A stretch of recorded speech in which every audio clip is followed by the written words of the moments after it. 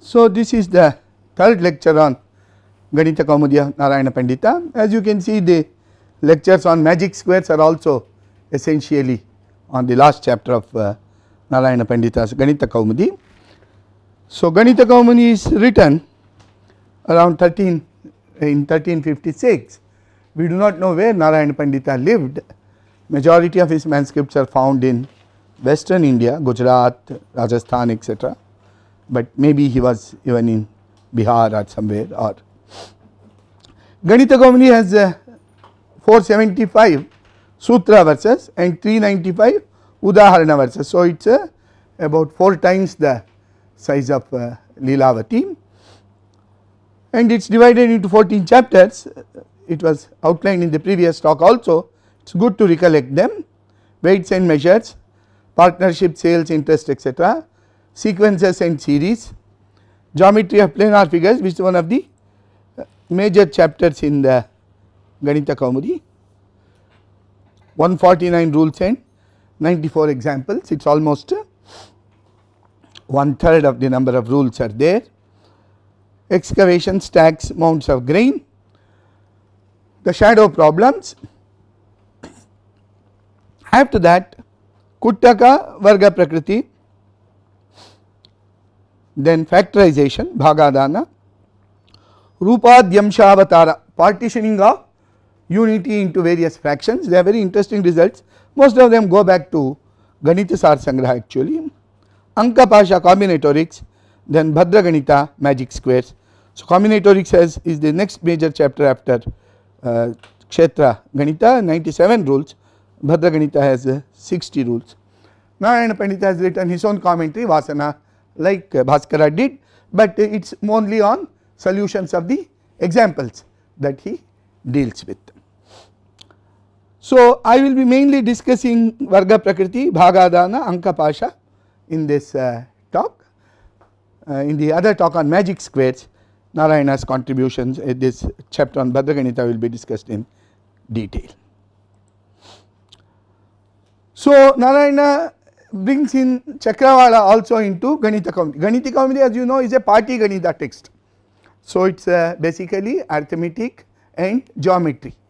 Lilavati was also party Ganita text, but Bhaskara brought in Kuttaka into Lilavati. Kuttaka is the Brahmagupta thought of.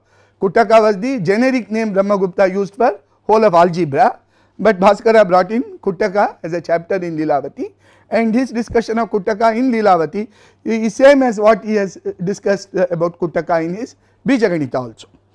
And the idea was that the Kuttaka problem, one does not need to use algebra symbols. Once one knows the Kuttaka algorithm, one only deals with numbers and work out the solution of the indeterminate equation, and the indeterminate equation is also posed as a problem to start with. So, one does not need to do algebra. Similarly, Narayana Pandita has brought in Varga Prakriti into the Party Ganita text. So, he has written a separate book on algebra called Bija Ganita Vatamsa. Unfortunately, only the first few chapters of it are available. What is available is only up to Chakravala, and a little bit of the Ekavarna Samikarana is available. So, all the further discussion on Anekavarna Samikarana, etc., it would have been perhaps as much of a expansion of Bhaskara's Bija Ganita. His Bija Ganita Vatamsa would have been very valuable if the full manuscript were found. So, his description of Chakravala is more or less similar to what Bhaskara has said, but he leaves this issue whether this pi plus 1 squared should be greater than d or should be less than d in a more ambiguous manner in the statement of Chakravala. So, again we want to solve the equation x squared minus dy squared is equal to 1. So, in the step xi squared minus dy squared is equal to ki, you want to obtain pi plus 1. So, you obtain pi plus 1 by solving the Kuttaka problem, yi plus 1 is equal to yi pi plus 1 xi by ki. So, pi plus 1 and yi plus 1 are not known, yi, xi and ki are already known integers. So, there are 2 unknowns, it is a standard Kuttaka problem. Then once pi plus 1 is found, there are many solutions to Kuttaka. So, you choose the solution such that p squared minus d by k or d minus p squared by k is small. So, ki plus 1, which is pi plus 1 squared minus d by ki, or d minus pi plus 1 squared by ki, and so in the other case Kshepa will be negative. So, here just said pi plus 1 squared may be chosen to be greater than or lesser than d, and then of course xi plus 1 is related to the known quantities. Now, what actually Narayana meant by his condition we can understand by looking at the examples that he has worked out. So, he has worked out, as you see, the examples are given in Ganita Kaumudi, the solution is discussed by in his Vasana commentary. So, by putting them together you can find out what Narayana intended to do. So, first example is 103. So, in this example again more or less you start with 10 for x and y, then you put k is equal to 1, p is equal to 0, and go by the same method which I think discussed now about 7-8 times, but it does not matter, we can do it once more. So, 0 plus 10 is divisible by 1 and 10 square is closest to 100, and then this 3 is obtained by taking 10 squared minus 103 by 1, you get minus 3. Immediately the solutions are 10 and 1. And the next step, to 10 a quantity should be added such that the sum is divisible by 3. So, 10 plus 11, you could have had 10 plus 8, you could have had 10 plus 14. So, between 8 or 11 or 14, it is 11 whose square is closest to 103, again the same thing. So, you choose 11, once you choose 11, 11 squared minus 103 by minus 3 is minus 6, 11 squared minus 103 is 121 minus 103, it is 18, 18 divided by minus 6 is minus 3 is minus 6. So, in this stage you have 71 squared minus 103 into 7 squared is minus 6. So, you proceed like that and you can stop at the point where you get k is equal to 2 at the step 4, 477 squared minus 103 into 47 squared is equal to 2, and so you can do Bhavana and immediately go to the final solution which is 227528, 22419. Of course, if you went through the Chakravala you would have obtained the same thing. So, in this example there is no distinction between the way Bhaskara would have done and in the way Narayana has done the example.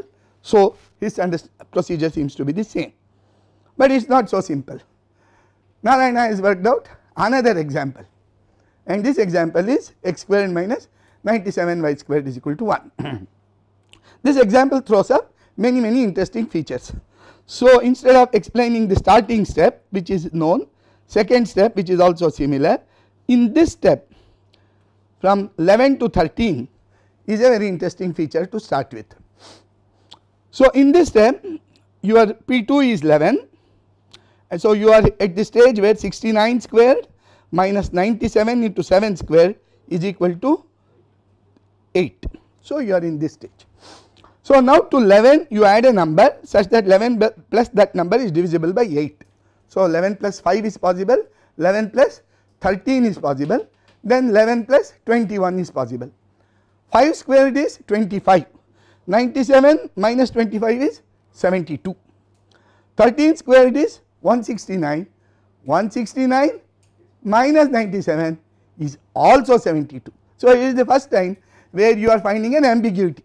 Pi plus 1 squared when it is taken above d or below d is equidistant from the d. So, what do you do? Bhaskara is silent on it. Now, in this example Narayana has just given said that you take the larger one. In fact, Krishna Swami Iyengar in his analysis also has given an algorithm where you are choosing the larger one. So, both 5 and 13, the squares of both these numbers are equidistant from 97. You could have gone ahead and chosen, made a rule that you choose the lower one also, you will immediately, you will, I mean in the eventually you will lead to the proper solution of the Varga Prakriti equation. So, this was one thing which was interesting. Now, the second thing is even more interesting, the step from 3 to 4. So, to 13 you add a number such that the sum is divisible by 9. So, to 13 what are all the numbers you can add? 13 plus 5 is divisible, 13 plus 14 and 13 plus 23. Now, 5 squared is 25, 14 squared is 196, 23 squared is 529. Now, your number is 97. So, if you proceed the Bhaskara way, you can see that 25 is closer to 97 than 196, right. So, if you had gone the Bhaskara way, at this stage you would have had to put 5, nothing would have been lost. I mean, eventually you will get the solution, it is just the specification of the algorithm. But Narayana is saying no, we are going to take 14 here. Now, is there something interesting about 14? Now, what is the solution at this stage? Till now we have the solution is 69 by 7. 69 by 7 is telling you various steps are what? 10 by 1. Then the next approximation is 69 by 7. These are all better and better approximation to square root of 97. 197 by 20, right. So, it's actually it is of the order of 9.85, right. Root 97 is of the order of 9.85. Why I am saying this you will understand in a minute. You try to find out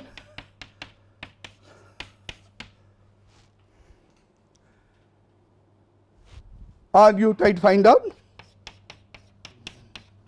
So, I will just take the modulus here. In this situation, if you take 5, okay, root 97 is of the order of, we have seen it is 9.85. So, mod 5 minus root d is of the order of 4.9. Mod 14 minus root d, let us write it exactly. Why write root d here?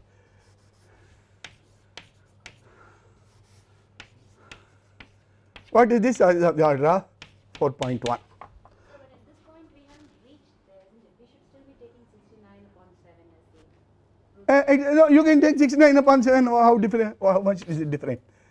9.7.8, 9.8. Anyway, you need to know that it is more than 9.5 or less than 9.5. If it is more than 9.5, this is closer to 14 is closer to root d. If it is more than 9.5, this is farther away from root d. So, if your condition is this is the least, then you pick this. If your condition is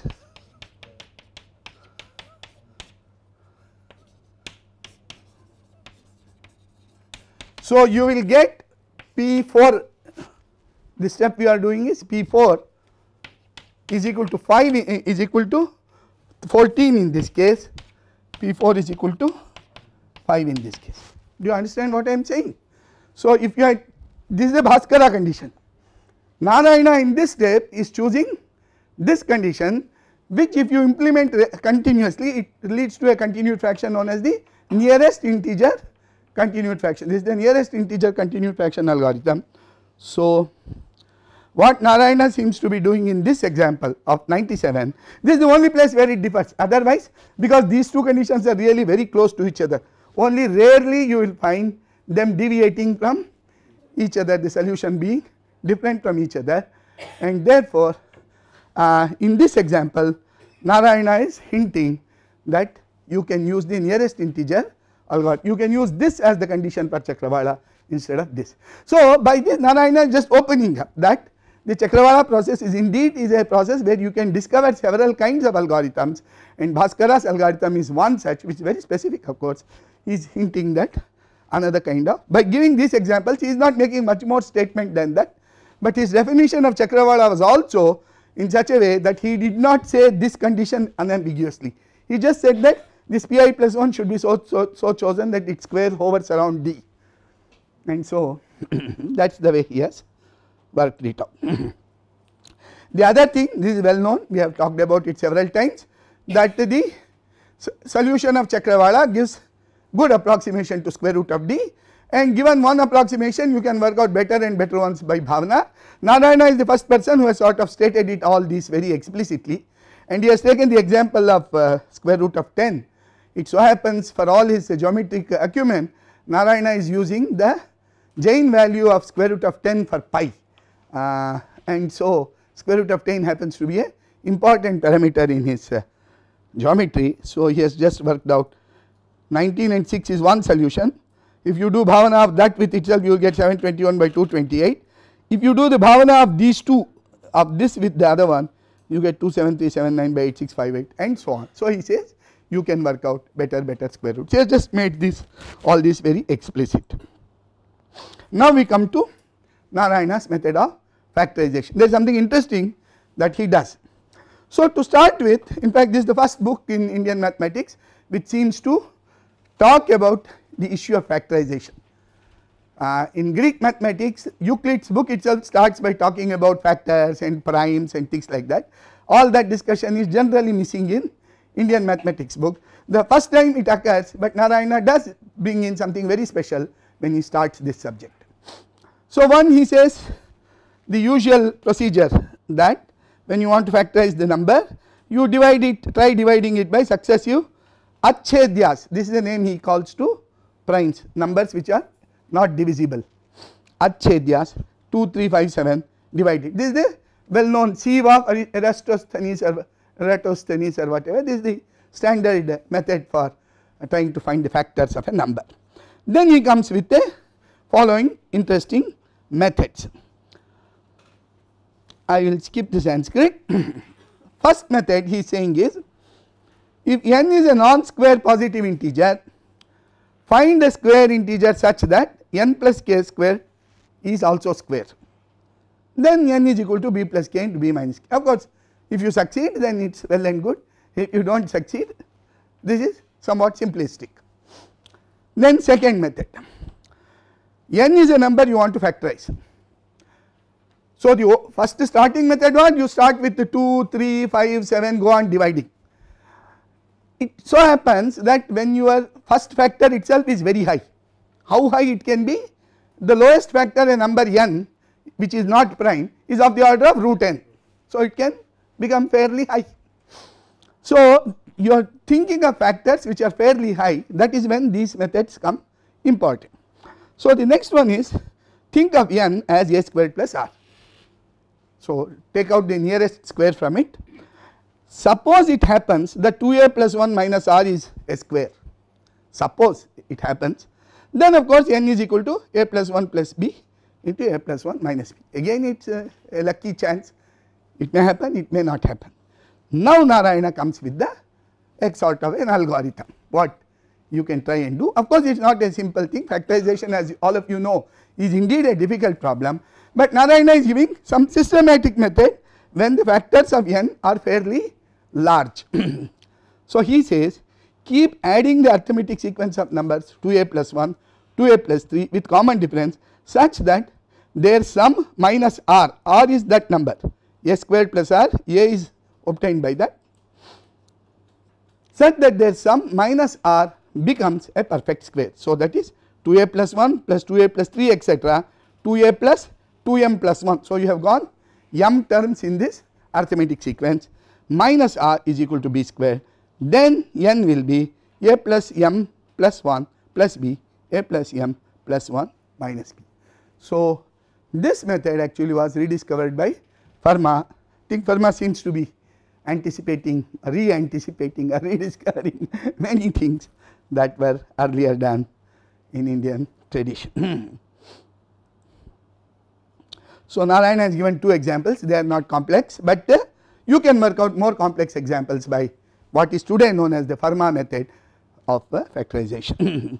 So, 1161, so 1161 closest square is 34 square plus 5, here you are lucky 2 into 34 plus 1 minus 5 is already a square. So, you got factors straight away. Now, it is 1001, nearest square is 31 squared, he has taken 31 squared plus 40. Now, 2 into 31 plus 1 minus 40 is not a square. So, start this arithmetic sequence, cranking it, keep on going, sum as many terms such that those sum minus 40 is a square.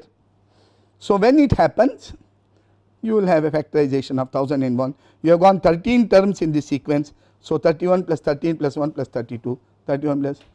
So, finally, you actually find that 7 itself was a factor. So, here there was no need to go and do this, but it is an illustration of the method. So, Narayana is the first Indian mathematician to have systematically talked of factorization of a number, and he has come up with an interesting way of attempting it. Now we come to the chapter on combinatorics. It is a very long chapter and actually a very profound chapter. What Narayana Pandita does is he will give a general mathematical formulation to all the combinatorial problems that were earlier considered in the literature, starting from prosody to music and in mathematics. He tries to give a general mathematical formulation. So, in the beginning the chapter starts with defining the various pratyayas that come in combinatorics. So, that is a prastara, a sankhya, an ashta, uddishta, all that, what do they mean. Then he starts by giving auxiliary mathematical quantities. So, he first defines various sequences.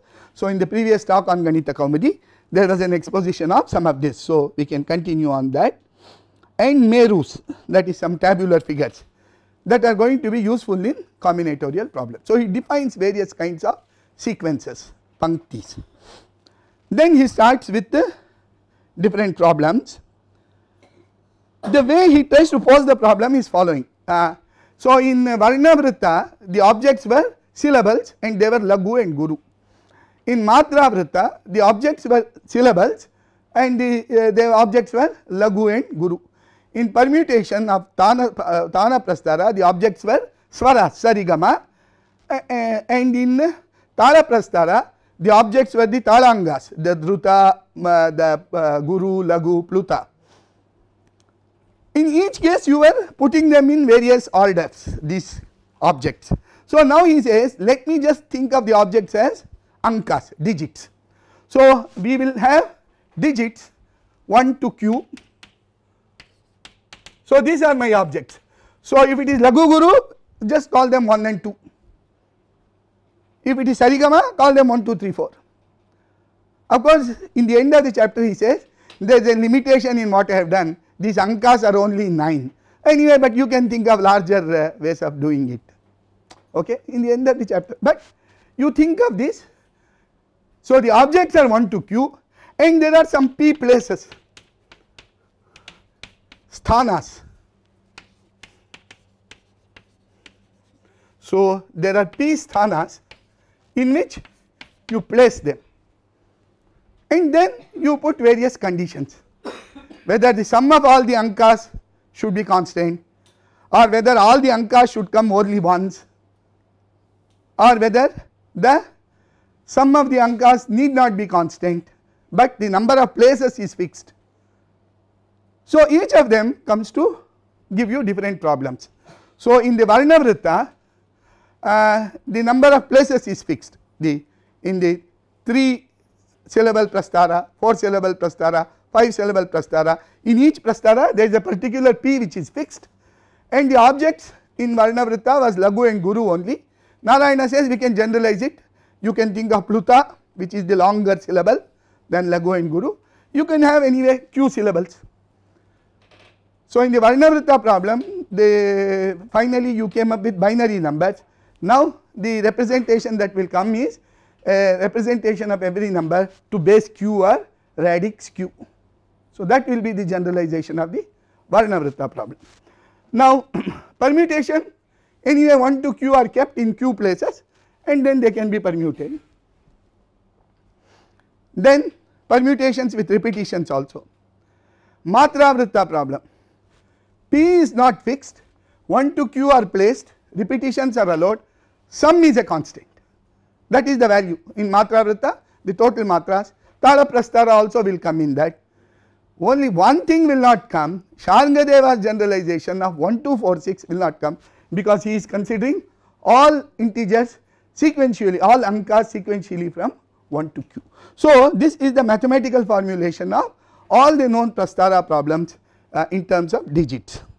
So, q digits, p places, prastaras are done under various conditions. So, the first prastara is a permutation without repetition, then he considers prastara of permutations with where digits are repeated. Next he considers the prastara which is a generalization of the Varnavritta. So, where instead of Lagu and Guru there can be other kinds of syllables, Pluta etc. So, in general say q types of syllables 1 to q, and this leads him to a theory of representation of each natural number as a polynomial in in base q or radix q, which is a generalization of the binary representation of finger. So, he is just working on all this as a mathematician, giving a complete mathematical framework for all the combinatoric problems. Then he goes to Matra Vrittas. So, here again instead of Laghu and Guru, which have value 1 and 2, you think of more different kinds of syllables which have values 3, 4 etc. up to q. Then finally, so this is similar to Matra Vritta Prastara and Tala Prastara also, but it does not subsume the Shangadeva's Tala Prastara. Finally, he discusses Prastara of combinations also. I will deal with that in the end. So, first I will deal with this generalized Matra Vrittas for 5-10 minutes, then we will look at the other things. So, he refers to generalized Matra Vrittas as Niyata Yoga, that is the sum of the digits after I place them in these p places, that should be fixed. Niyata Antimanka, so the final digit is q, some fixed one like that. So, if you want only Laghu and Guru, the final digit is 2. If you want Laghu, Guru, Pluta, final digit is 3. More generalization, you can go up to q. Niyata Antimanka, Aniyata Sthana, the number of places can be many, because even in a Prastara of value 3, you can have 3 Laghus which take 3 places, or a Laghu and Guru which take only 2 places, right. So, Sthana is Aniyata, Bhedanena, Niyata Yoga, Aniyata Sthana, Niyata Antimanka, Bhedanena. In his formulation he has put this, the Matra Vritta Prastara. Then the rule for Prastara is standard, only he extols Bharata. This is the rule for Prastara as declared by the ancients, well versed, Bharatagnyaihi Puratanaihi Prastaroyam Samakhyatha. So, the rule is exactly what we had done earlier. Let us look at this example and understand the rule. So, the Prastara where the total value is 7, highest digit is 3. So, you can think of it as Laghu, Guru and Pluta. 1 is Laghu, 2 is Guru, 3 is Pluta. The total sum is fixed, that is 7 now. So, you start with maximum of 3, 3, 1. What is the rule for Matra Vritta Prastara? From the left you start, the first place where 3 non 1 digit occurs, you put the digit just below that, below 3 you put 2, bring down this 3 as it is. Now fill it up, 3 plus 2, 5 is already done, so you can only put a 2 there. So, next step, below this 2 you will have a 1, 2, 3 is brought down, you can only put a 1 there. Next step, below this 2 a 1 will come, 3 can be brought down, only a 3 can be put in the left. Like that you go on, you will see that you have about 7 such rows which have 3 as the last entry, that is followed by about 13 rows which have 2 as the last entry, that is followed by the rest of the rows which is about 22 plus 2, 24 rows which have 1 as the last entry. So, this is the Prastara. This is actually 7 Matra Vritta Prastara with Laghu, Guru, Pluta. The same rule for Matra Vrittas that we did earlier, only we have instead of Laghu and Guru you have also a Pluta, there is no change in there. Now, to understand the Sankhya of this, we go back in the beginning of the chapter itself, Narayana has discussed various sequences. So, we will go back to this Samasiki Pankti, this was discussed in the last class. So, let us look at it once again. Ekankau vinyasya prathamam tat samyutim puro vilikhet utkramato antima tulya sthana yutim tat purastacha antima tulya sthana bhave tat samyutim purastacha evam saika samasa sthanaha samasikiyam syat. So, first 2 Samasiki Pankti consists of 1 and 2 elements of this sequence are just 1. Then up to the value q, the SRQ will be sum of whatever are the previous elements which have come in the sequence. Beyond q, each element of the sequence is a sum of the previous q entries. So, this is the qth order generalization of the Virahanka sequence, as we should call, or what is generally known as the Fibonacci sequence.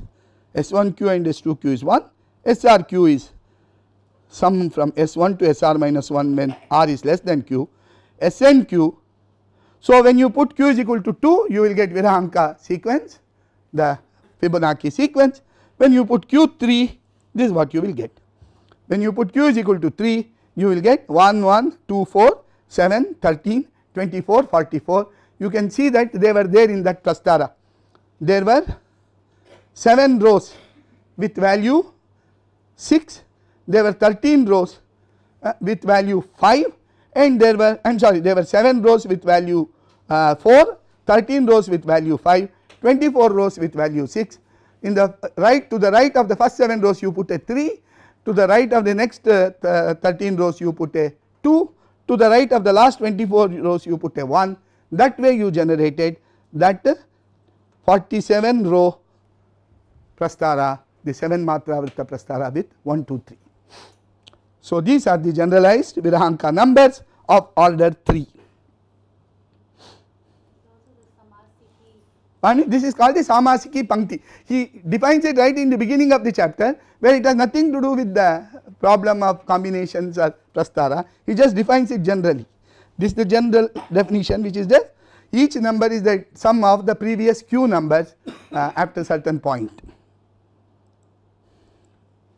Now, this is the another Pankti which was also referred to in the previous task. This is called the Suchi Pankti, it is called the needle sequence. Antimamita Vaishlesha Sthanankamitaschya Taha Prithak Sthapyaha Tasam Ghataha Suchi Panktihi Narachika Vasyat. It is also called the arrow sequence or the Narachika Pankti. So, 2 names for that. So, how it is to be done? You first do the Vaishleshiki Pankti, which he has defined earlier, that is put just 1 next to itself q times. 1 is put next to itself q times, that is called the Vaishleshiki Pankti. Then you multiply that by itself p times. The elements of the Narachika Pankti will come.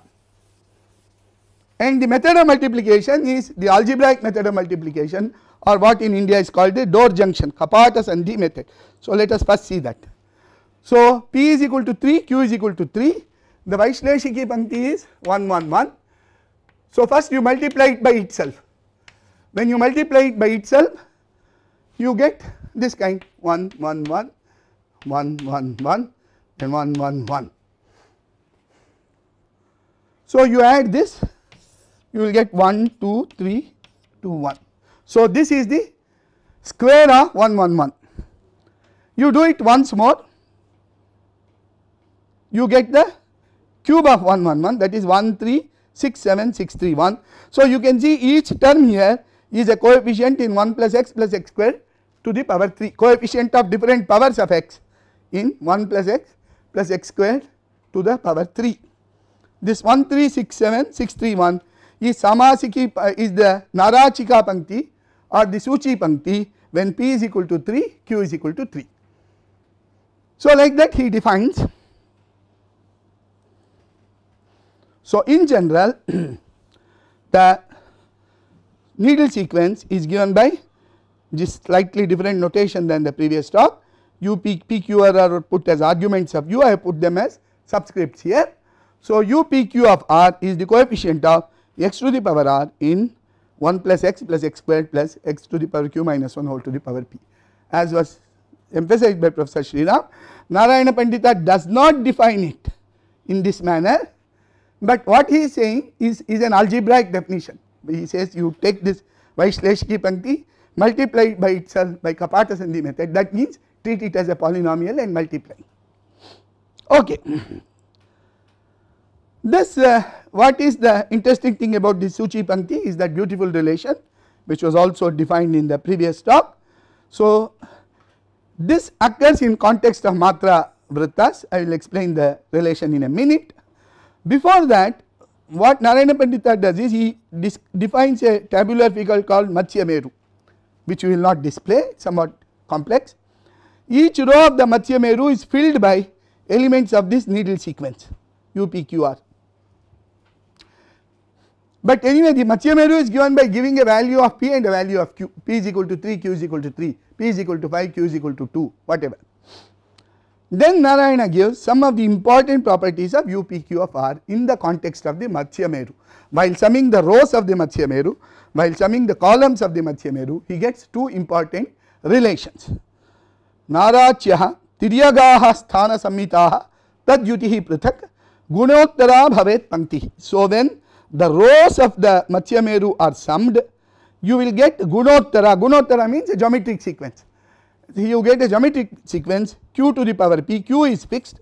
So when you sum the first row, you will just get q. When you sum the next row, you get q squared. When you sum the third row, you get q cubed. It is something like a multinomial theorem. For q is equal to 2, this will be like the binomial theorem. Then urdhva ankaikya samhitaha prithak tadurdhva khoshtanka yogat samasika bhavet. When you sum the columns of the Matsya Meru, you will get the samasiki pankti, which are the generalized Virahanka numbers that we talked about. So the relation is something like this. Summa of u n minus r q r, r is equal to 0 to n minus t, is the generalized Virahanka number s n q, where t is such that t minus 1 of q is less than n less than t q.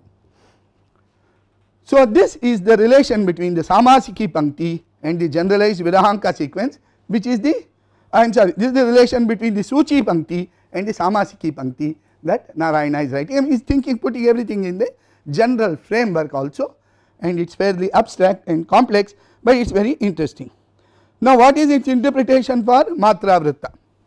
SNQ, as we saw, is the Sankhya, that is the number of rows in the Prastara of a Matra Vrittas which are of value n, where the elements, syllabic elements that you can choose have values from 1 to q, or in ordinary language it is the number of rows when you list all the partitions, ordered partitions of number n in terms of 1 to q, where repetitions are also allowed. So that is your Sn of q, that is the generalized Virahanka sequence or the generalized Fibonacci sequence. Now un minus rqr you can show by just simple algebra that it is the total number of generalized Matra Vrittas of value n, where the Vrittas are stipulated to have just length n minus r. When you sum the number of syllables of the Vrittas which are allowed from 0 to that n minus t, you will get the total number of Matra Vrittas of value n. So this is by when Vrittas are fixed length, when you stipulate that the Vrittas are of fixed length, this will be the number of Matra Vrittas of length n minus r of total value n, where 1 to q are the syllabic values that are allowed. Okay. Now Nashta and Uddishta also has to be done, and there also Narayana comes up with a very interesting tabular figure, and this tabular figure is again defined at the beginning of the chapter. This tabular figure is called Unmeru, the lofty Meru. So what is the construction? The bottom row you put the Sankhyankas, the generalized Virahanka sequence 1, 1, 2, 4, 7, 13, 24, 44, when n is equal to 7 and q is equal to 3. When q is equal to 3, you will get this sequence. Now you are looking at the situation where n is equal to 7, put the 8 elements in the bottom row to consider the problem of the Nashta Uddishta problem. Because now what is the Nashta Uddishta problem? Nashta Uddishta problem is, we have this Prastara, I want to know where does 1, 1, 2, 1, 2 appear, or I want to know what is the 39th row. This problem I want to solve, and Narayana solves this with the Unmeru. So you put this Sankhyankas 1, 1, 2, 4, 7, 13, 24 bottom, and from the top write 1, 2, 3 to the left. You are considering q is equal to 3, so you write 1, 2, 3 to the left. Now this is the Meru, it has been constructed. Now how do we use it to solve the Nashta problem? So what is the example of Narayana? Find the 36th row of the 7 Matra Prastara with highest digit 3. So you write this whole thing. We want to calculate the 36th row. So what is the process? Start with 44, subtract 36 from it, 8 is left. You can only subtract this 7 from the 8, 1 is left, you can only subtract this 1 from this 1, 0. So, only 7 and 1 are the patitankas, only those two are the fallen numbers, all other numbers are apatita sankhyankas. Okay. Now, you start with the first apatita sankhyanka, go up, mark the first entry that comes there, then go to the top of that row, go left, reach the next apatita sankhyanka, mark that number there, go to the top of that, go to the left, reach the next apatita sankhyanka, mark the number there, go to the top of that, go left, reach the next apatita sankhyanka row, mark that, go to the top of that, go left, mark whatever you get in the next apatita sankhyanka. So, the apatita sankhyanka columns, whatever comes, they are all marked. So, your final form is 2 1 2 1 1. 2 1 2 1 1 should be the 36th row of the 7 matra prastara. So, 36th row is used to identify the patita and apatita sankhyas. So, only two sankhyas are patita, 7 and 1. So, let us see the 36th row. 36th row is 2 1 2 1. Okay.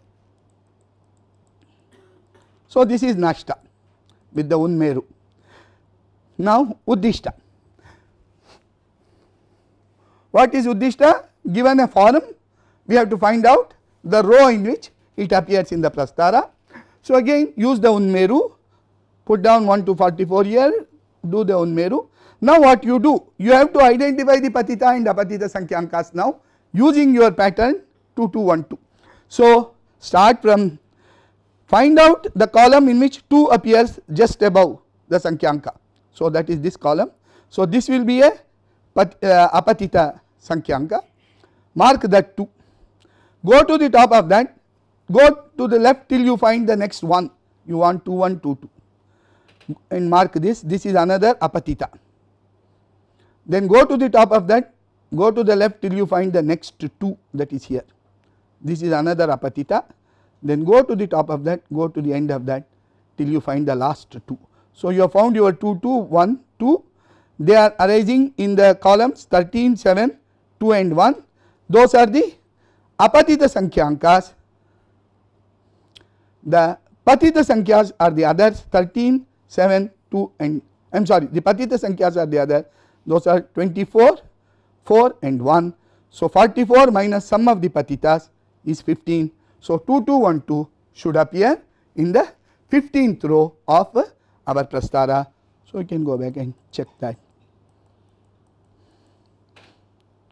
15th row is 2 2 1 2. So, there is a much simpler way of doing this Uddishta, following what we did in the case of the Matra Vrittas. We also did the same thing in the Tara Prastara also. So, I will describe the simpler method. So, what do you do?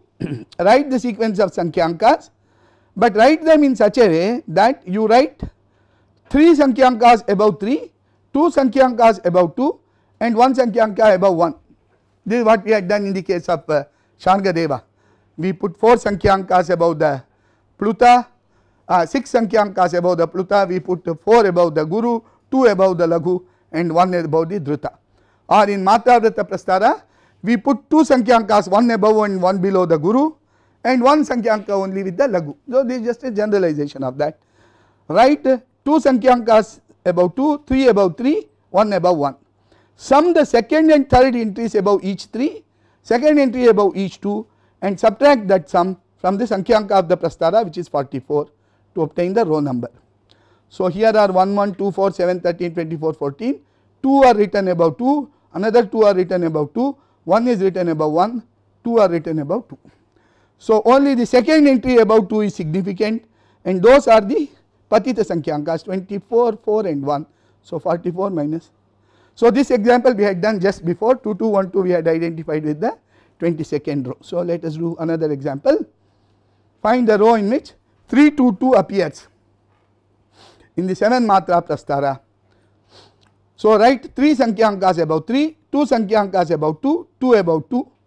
The second and third above 3, the second above 2 are the patita sankyankas, they are 24, 7, 2 and 1. So, you have, so this should be the 10th row 3 2 2 should be the 10th row of the Prastara. So, we will again check that 10th row of the Prastara is 3 2 2. Okay. Now, this again gives us another representation. So, what is happening? 8 in our examples, in this example this number 34 is being written as 1, 2, 7 and 24. It was written as a sum of the generalized Virahanka numbers. In the earlier examples we had written 8 as sum of 1 and 7, 29 as sum of 1, 4 and 24. So, we can see another general theorem is behind. The theorem is something like this, that every number is either a generalized Virahanka number or it can be written uniquely as a sum of the generalized Virahanka numbers, with the condition that q consecutive Virahanka numbers will not appear in this sum.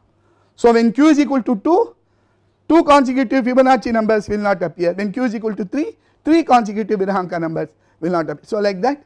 So, this is the general result which is behind this Unmeru and this Nashta and Uddishta process. Now, next thing is interesting thing is Narayana does this Prastara where the Swaras can be repeated. So, this is like Sasari Ma, this is the Prastara of Sasari Ma. So, what is the rule for Prastara?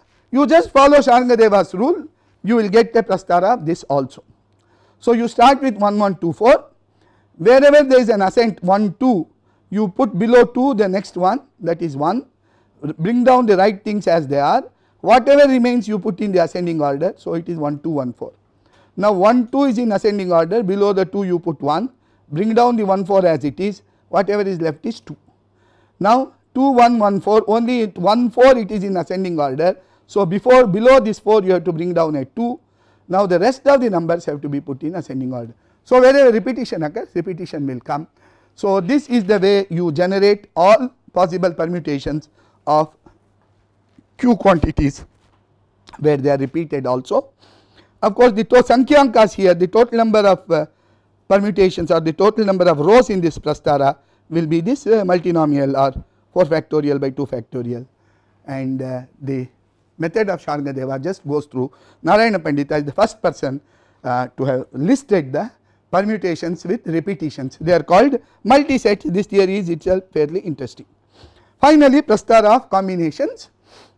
So, what is a Prastara of combination? Basically, we will take an example first and then go back to the theory.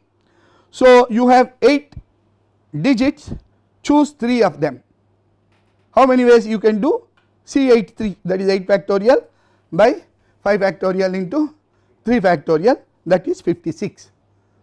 So, C8 3 stands for number of combination, that is the usual. I am using this notation instead of NCR, I am using this notation CNR, okay, simpler to type. So, here you see all such combinations are ordered in a sequence. So, you are having a rule for Prastara, and once you have rule for Prastara, you have Nashta, Uddishta, and you also have ultimately a representation of every row number in terms of certain Sankhyas. So, all that theory will come, we will not go into details of this.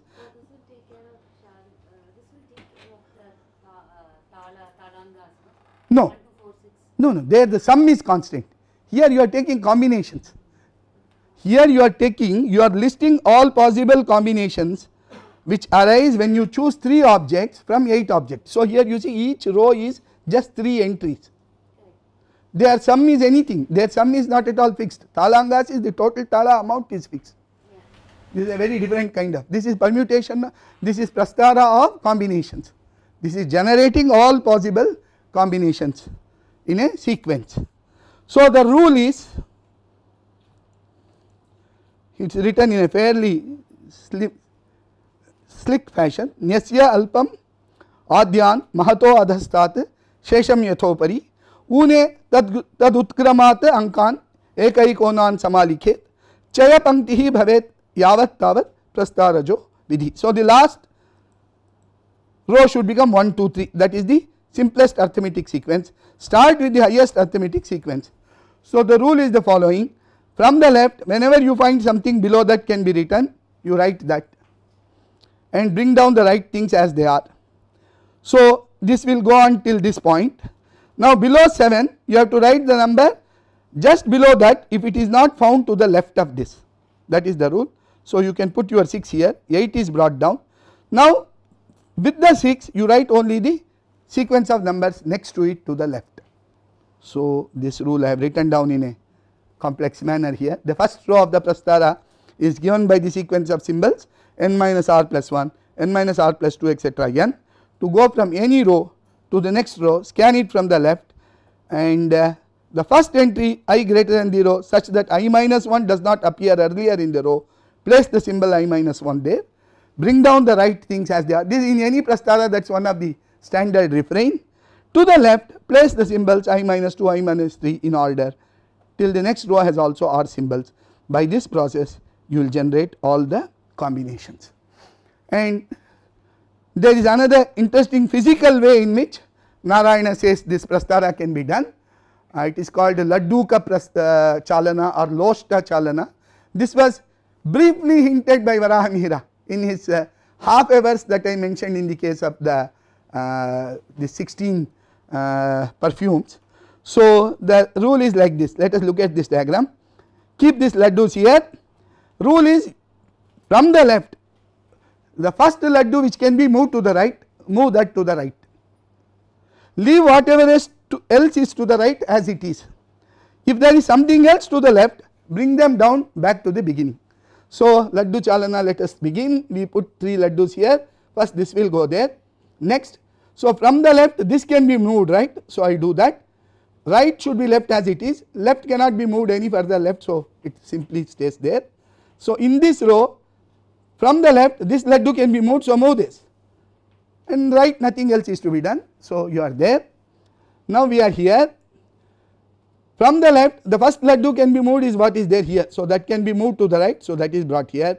These 2 laddus, take it to the left extreme, take it to the left extreme. So like that go on and down and down. Laddu ka chalana, and in the end you will come with this.